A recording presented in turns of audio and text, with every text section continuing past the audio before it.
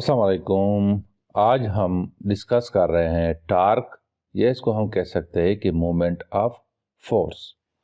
आज के लेक्चर में हम डिटेल के साथ टार्क का कंसेप्ट जानेंगे। देखो, पिछले क्लासेस में हम मोशन की डिफरेंट टाइप पढ़ चुके हैं, जैसे कि for example translatory motion, vibratory motion and rotatory motion को हम डिस्कस कर चुके हैं। जब हम किसी ऑब्जेक्ट के सेंटर ऑफ मास के अलोंग फोर्स अप्लाई करते हैं तो वो ऑब्जेक्ट ट्रांसलेटरी मोशन स्टार्ट करता है। इस फोर्स को हम लीनियर फोर्स कहते हैं और इस फोर्स का मैग्नीट्यूड हमने अगर मालूम करना है तो हम इक्वेशन यूज करते हैं कि F is equal to ma। Newton second law के मुताबिक अगर हमने किसी ऑब्जेक्ट पर लगने वाली फोर्स को हमने मालूम करना है तो हम इक्वेशन यूज करते हैं कि F is equal to ma। या फॉर एग्जांपल अगर किसी ऑब्जेक्ट को हमने मोशन देनी हो और उस ऑब्जेक्ट का मास हमें मालूम हो और हमें ये भी पता हो कि इस ऑब्जेक्ट को हमने इतनी एक्सेलरेशन देनी है, तो हम फोर्स की मैग्नीट्यूड को फाइंड आउट कर सकते हैं। जैसे कि फॉर एग्जांपल एक ऑब्जेक्ट है, उसकी मास 5 किलोग्राम है और हम ये चाहते हैं कि इस ऑब्जेक्ट को हम 2 मीटर पर सेकेंड स्क्वायर एक्सेलरेशन दे दें। तो F is equal to ma के मुताबिक हमने इस ऑब्जेक्ट के सेंटर ऑफ मास के अलोंग 10 न्यूटन का फोर्स जब हम अप्लाई करें तो ये ऑब्जेक्ट 2 मीटर पर सेकेंड स्क्वायर के साथ ट्रांसलेटरी मोशन करता है। तो यहाँ पे लीनियर फोर्स जो है ये लीनियर मोशन प्रोड्यूस करता है या ट्रांसलेटरी मोशन प्रोड्यूस करता है। लीनियर मोशन के लिए एटलीस्ट एक फोर्स की जरूरत होती है जो हम सेंटर ऑफ मास के अलोंग अगर अप्लाई करें तो वो लीनियर मोशन स्टार्ट करता है। सिमिलरली वाइब्रेटरी मोशन के लिए भी सिर्फ एक फोर्स की जरूरत होती है। अगर हमने किसी ऑब्जेक्ट को रोटेटरी मोशन देनी है तो रोटेटरी मोशन के लिए एक फोर्स की बजाय 2 फोर्सेस की जरूरत होती है और इस तरह जरूरत होती है कि ये दोनों फोर्सेस इक्वल हो मैग्नीट्यूड में और डायरेक्शन में अपोजिट हो। दूसरी बात यह कि ये दोनों फोर्सेस सेंटर ऑफ मास के अलावा दूसरी पॉइंट पे अमल कर रही हो। सेंटर ऑफ मास के अलोंग ये दोनों फोर्सेस अमल नहीं कर रही हो और दोनों फोर्सेस डिफरेंट पॉइंट पे लगनी चाहिए। इसके अलावा दोनों फोर्सेस के दरमियान परपेंडिकुलर डिस्टेंस हो, यह हम कहते हैं कि दोनों का line of action of force different हो, तो तब ऑब्जेक्ट रोटेटरी मोशन स्टार्ट करता है, जैसे कि आपको यहाँ पे नजर आ रहा है। अब क्वेश्चन यह है कि रोजमर्रा जिंदगी में जब किसी ऑब्जेक्ट पर एक फोर्स हम लगाते हैं तो वो रोटेटरी मोशन स्टार्ट करता है। तो इसका आंसर यह है कि बास केसेस में एक फोर्स के अप्लाई होने से दूसरी इक्वल और अपोजिट फोर्स प्रोड्यूस होती है। जैसे कि फॉर एग्जांपल हमारे पास एक रॉड है, इस रॉड को हम एक साइड पे फिक्स करते हैं with the help of nail, यानी पॉइंट O पे, और पॉइंट O को हम कहते हैं कि ये पाइवोट पॉइंट है। अब हम क्या करते हैं कि पॉइंट A पे अपवर्ड फोर्स अप्लाई करते हैं।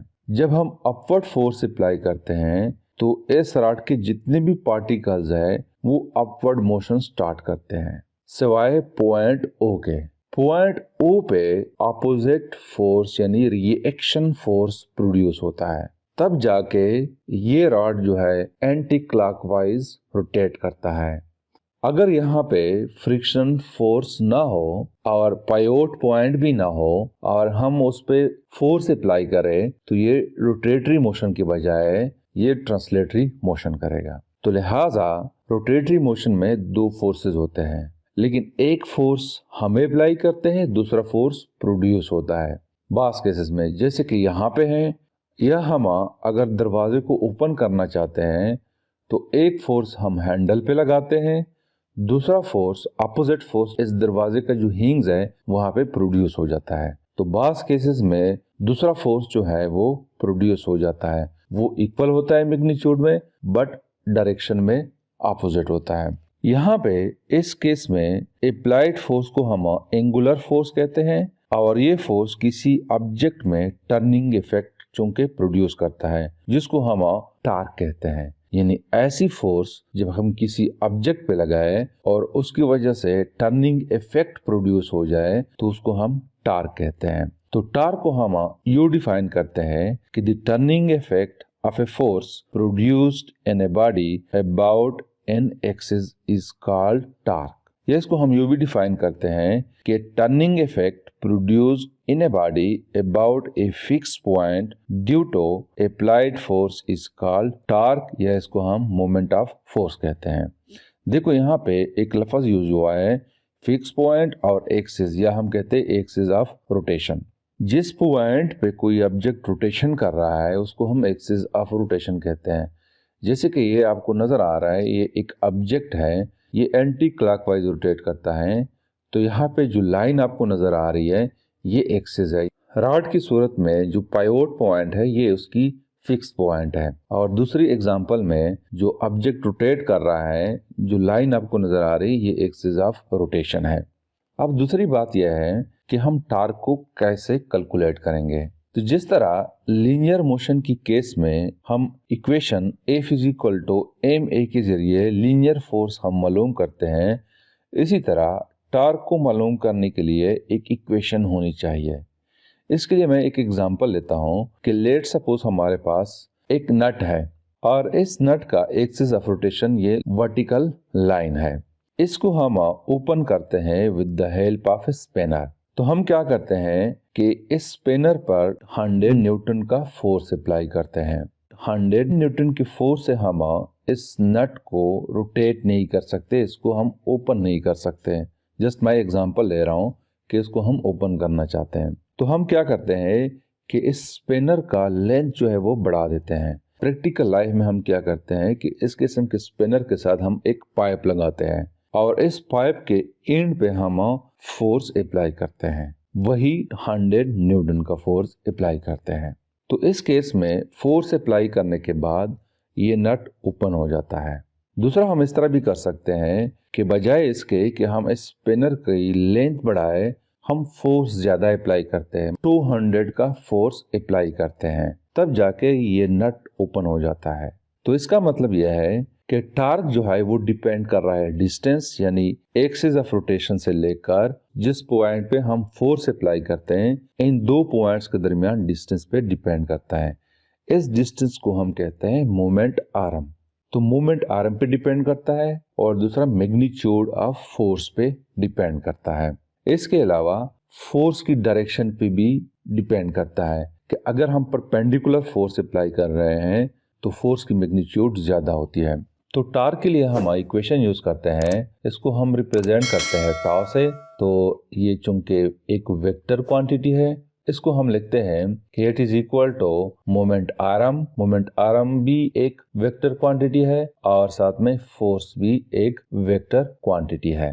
तो टार्क जो है इसको हम लिखते हैं कि it is equal to R cross F, या इसको हम इस तरह भी लिख सकते हैं कि torque is equal to RF sine theta. हम ये पढ़ चुके हैं कि क्रॉस प्रोडक्ट की सूरत में हम साइन थीटा लगाते हैं, और ये साइन थीटा हम क्यों लगाते हैं इसको यहाँ पे मैं दोबारा भी एक्सप्लेन करता हूँ। मैं वही एग्जांपल लेता हूँ कि लेट सपोज हमारे पास एक नट है, उसको हम एक स्पिनर से खोलना चाहते हैं और इस स्पिनर पे हम फोर्स अप्लाई करते हैं एक डायरेक्शन में, जैसे कि आपको यहाँ पे नजर आ रहा है। तो नट की एक्सिस ऑफ रोटेशन से लेकर जहां तक हम फोर्स अप्लाई करते हैं, डिस्टेंस या मोमेंट आर्म को हम रिप्रेजेंट करते हैं R से, और फोर्स एक खास डायरेक्शन में हम लगाते हैं जैसे कि आपको यहाँ पे नजर आ रहा है। अब हम पढ़ चुके हैं कि क्रॉस प्रोडक्ट की सूरत में दो vectors perpendicular to each other हों, लेकिन यहाँ पे फोर्स और मोमेंट आर्म जो है ये परपेंडिकुलर नहीं है। तो हम क्या करते हैं कि या तो मोमेंट आर्म को रिजॉल्व करते हैं इनटू इट्स कंपोनेंट, या हम फोर्स को रिजॉल्व करते हैं इनटू इट्स कंपोनेंट्स। तो सबसे पहले मैं रिजॉल्व करता हूँ फोर्स को इनटू इट्स कंपोनेंट्स। तो जब हम फोर्स को रिजॉल्व करते हैं इनटू इट्स कंपोनेंट्स, तो इसका एक कंपोनेंट जो है वो ये आ रहा है और दूसरा एलॉन्ग वाई एक्सिस है, जिसको हम रिप्रेजेंट करते हैं कि it is equal to F sine theta. और दूसरा कंपोनेंट जो है जो कि मोमेंट आर्म के है वो एफ कॉस थीटा के बराबर है। अब देखो एफ कॉस थीटा जो है और मोमेंट आर्म जो है ये दोनों सेम डायरेक्शन में है, तो यहाँ से टर्निंग इफेक्ट प्रोड्यूस नहीं होता। और दूसरा कंपोनेंट एफ साइन थीटा जो है ये मोमेंट आर्म के परपेंडिकुलर है, तो इसकी वजह से टर्निंग इफेक्ट प्रोड्यूस होता है। तो मतलब यह है कि एफ साइन थीटा की वजह से टार्क प्रोड्यूस होता है। तो यहाँ पे मैं लिखता हूँ कि टार्क जो है it is equal to R into F sine theta, यानी परपेंडिकुलर कंपोनेंट ऑफ फोर्स। मतलब यह है फोर्स का वो कंपोनेंट जो मोमेंट आर्म के परपेंडिकुलर हो। तो इसको हम इस तरह भी लिख सकते हैं कि it is equal to R cross F. तो इसको मैं नाम देता हूं कि ये इक्वेशन नंबर 1 है। दूसरा हम ये करते हैं कि मोमेंट आर्म को रिजॉल्व करते हैं इनटू इट्स कंपोनेंट्स। तो रिजॉल्व करने के बाद हमारे पास एक कंपोनेंट आता है आर साइन थीटा और दूसरा कंपोनेंट और कॉस थीटा आता है। आर साइन थीटा कंपोनेंट जो है ये परपेंडिकुलर है टू फोर्स एफ, और आर कॉस थीटा जो है it is in the direction of force है। तो आर कॉस थीटा को हम यहाँ पे कंसीडर नहीं करते हैं। यहाँ पे फोर्स और आर साइन थीटा एक दूसरे के साथ परपेंडिकुलर है। तो मैं यहाँ पे लिखता हूँ कि टार्क जो है it is equal to force into R sine theta. तो यहाँ पे torque F R sine theta के बराबर है, और इसको मैं लिखता हूँ कि it is equal to F यानी फोर्स क्रॉस मोमेंट आर्म यानी कि आर। तो इस केस में टार्क जो है वो एफ क्रॉस आर के बराबर है। इसको मैं नाम देता हूँ कि ये इक्वेशन नंबर 2 है। अब इक्वेशन 1 और इक्वेशन 2 के मुताबिक टार्क का मैग्नीट्यूड जो है वो बराबर है, लेकिन टार्क जो है ये एक वेक्टर क्वांटिटी है, इसकी भी एक खास डायरेक्शन होती है, और उस डायरेक्शन की वजह से हम पढ़ चुके हैं क्रॉस प्रोडक्ट या वेक्टर प्रोडक्ट की टॉपिक में कि ए क्रॉस बी जो है it is not equal to B cross A, और यहाँ पे आर क्रॉस एफ है और एफ क्रॉस आर है। तो यहाँ पे अगर मैं लिख दूं कि R cross F it is equal to F cross R, तो ये इक्वल नहीं है, क्योंकि वेक्टर प्रोडक्ट या क्रॉस प्रोडक्ट जो है ये कम्यूटेटिव लॉ को ओबे नहीं करती। यहाँ पे हम डायरेक्शन के लिए यूनिट वेक्टर का इस्तेमाल करते हैं। ये यूनिट वेक्टर जो है it is perpendicular to the plane. तो यहाँ पे इस केस में आर क्रॉस एफ जो है ये इक्वल होता है माइनस एफ क्रॉस आर के। यहाँ पे माइनस साइन शो कर रहा है कि अगर इस केस में फोर्स की डायरेक्शन अपवर्ड है तो इस केस में फोर्स की डायरेक्शन डाउनवर्ड होती है। जब हम फोर्स की डायरेक्शन अपवर्ड अप्लाई करते हैं ऊपर वाले एग्जांपल के मुताबिक, तो हमारे पास जो टार्क प्रोड्यूस होता है वो एंटी क्लॉकवाइज टार्क प्रोड्यूस होता है, और इस केस में क्लॉकवाइज टार्क प्रोड्यूस होता है। तो एंटी क्लॉकवाइज टार्क के केस में हम टार्क को पॉजिटिव कंसीडर करते हैं, और इस केस में हम टार्क को नेगेटिव कंसीडर करते हैं, और टार्क की डायरेक्शन को हम राइट हैंड रूल के मुताबिक मालूम कर सकते हैं। अगर हम अपने राइट हैंड फिंगर है उसको हम एलॉन्ग मोमेंट आर्म रखें और फोर्स की डायरेक्शन में अप्लाई करें तो थंब जो है it gives us the direction of torque. अब हम डिस्कस करते हैं factors on which torque depends. उन फैक्टर्स को हम डिस्कस करते हैं जिस पे टार्क डिपेंड करता है। एक तो मैग्नीट्यूड ऑफ फोर्स पे डिपेंड करता है, जितना हम ज्यादा फोर्स अप्लाई करेंगे उतनी ही टार्क का मैग्नीट्यूड ज्यादा होती है। दूसरा डिपेंड कर रहा है मैग्नीट्यूड ऑफ मोमेंट आर्म। जितनी मोमेंट आर्म की वैल्यू ज्यादा होती है उतनी ही टार्क ज्यादा प्रोड्यूस होती है।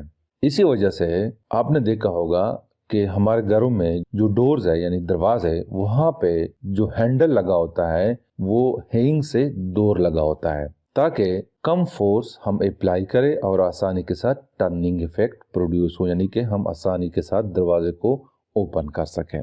तीसरा डिपेंड कर रहा है angle between force end moment arm. अगर फोर्स और मोमेंट आर्म के दरमियान एंगल 90 डिग्री है या 270 डिग्री है तो maximum torque will be produced, और अगर एंगल 0 है या 180 डिग्री है तो minimum torque will be produced. 90 degree और 270 डिग्री के सूरत में मैक्सिमम टार्क प्रोड्यूस होता है, और एंगल बिटवीन फोर्स और मोमेंट आर्म अगर 0 है या 180 डिग्री है तो मिनिमम यानी कि 0 टार्क प्रोड्यूस होता है। तो it's all about the torque, या इसको हम कहते हैं moment of force. Thank you.